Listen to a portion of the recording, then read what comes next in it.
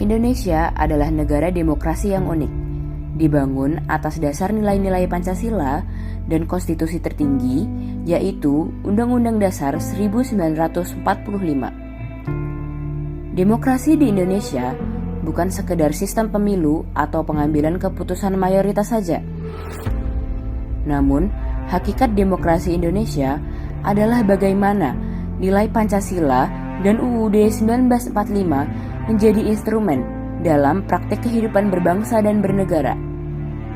Mari kita pelajari bersama bagaimana instrumentasi dan praksis demokrasi Indonesia berjalan berlandaskan dasar negara kita. Instrumentasi demokrasi berarti perangkat dan mekanisme yang digunakan untuk mewujudkan demokrasi dalam praktiknya. Di Indonesia, instrumentasi demokrasi diatur melalui Konstitusi UUD 1945 yang antara lain mengatur tentang pemilihan umum sebagai sarana memilih wakil rakyat, Dewan Perwakilan Rakyat sebagai lembaga legislatif, Presiden sebagai kepala pemerintahan yang dipilih langsung oleh rakyat, serta sistem check and balance antara lembaga negara. Semua ini dirancang agar pelaksanaan demokrasi berjalan sesuai nilai-nilai Pancasila, yakni musyawarah, persatuan, keadilan sosial, serta menghormati hak asasi manusia. Demokrasi itu kan kekuasaan itu bersumber dari rakyat, untuk rakyat.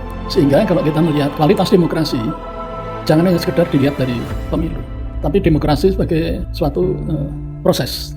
Demokrasi di suatu negara itu selalu bersumber dari ideologi suatu negara dan konstitusi negara itu sendiri. Demokrasi adalah urusan publicness alias kepublikan.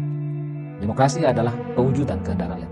Karenanya seluruh proses pemerintahan harus dikelola di depan publik, tidak sembunyi-sembunyi di belakang. Demokrasi adalah sistem pemerintahan yang menempatkan rakyat sebagai pemegang kedaulatan tertinggi.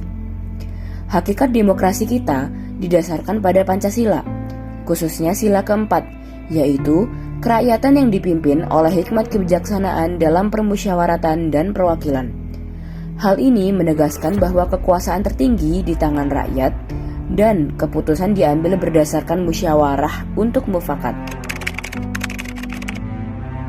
Sebenarnya Undang-Undang 1945 itu sebenarnya udah cukup komprehensif dalam mengatur demokrasi, kayak ada jaminan hak pilihnya, kebebasan berpendapat, terus pembagian kekuasaan dan lain-lain.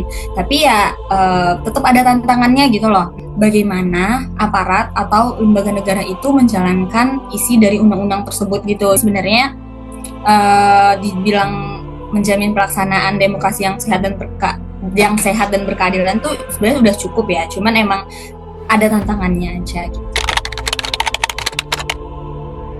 Ya, itu sangat mengganggu karena kalau pada level tertentu masyarakat tertentu itu mereka tidak bisa membedakan mana yang benar dan mana yang hoax, mana yang palsu, mana yang rekayasa dan sebagainya. Sehingga justru disitulah tadi sudah saya ungkapkan bahwa undang-undang ITE sebenarnya bisa memfasilitasi untuk melakukan bagaimana mengurangi paling tidak berita-berita yang sangat mengganggu. Praksis demokrasi adalah bagaimana masyarakat dan pemerintah menjalankan demokrasi secara nyata. Contohnya, rakyat menggunakan hak pilihnya dalam pemilu secara jujur dan adil. Wakil rakyat bekerja untuk aspirasi masyarakat. Pemerintah menerima kritik dan masukan dari masyarakat. Selain itu, terbentuknya dialog terbuka antara pemerintah dan masyarakat. Pelaksanaan musyawarah desa atau musyawarah tingkat RT dan RW dalam pengambilan keputusan. Semua itu menunjukkan pelaksanaan demokrasi yang berlandaskan Pancasila dan Undang-Undang Dasar 1945. Tentu saja, pelaksanaan demokrasi tidak lepas dari tantangan, seperti politik uang, penyebaran informasi palsu, hingga penyalahgunaan kekuasaan.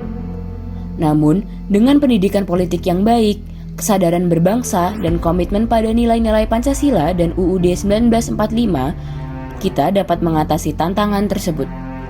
Harapan kita bersama adalah demokrasi Indonesia semakin kuat, bersih, dan membawa kemajuan bagi seluruh rakyat. Demokrasi Indonesia adalah wujud kedaulatan rakyat yang dijalankan dengan penuh kebijaksanaan dan tanggung jawab. Berlandaskan Pancasila sebagai dasar negara dan UUD 1945 sebagai konstitusi negara. Mari kita jaga dan pelihara demokrasi ini dengan semangat partisipasi aktif dan kecintaan pada bangsa. Karena demokrasi yang sehat adalah pondasi menuju Indonesia yang adil, makmur, dan bersatu.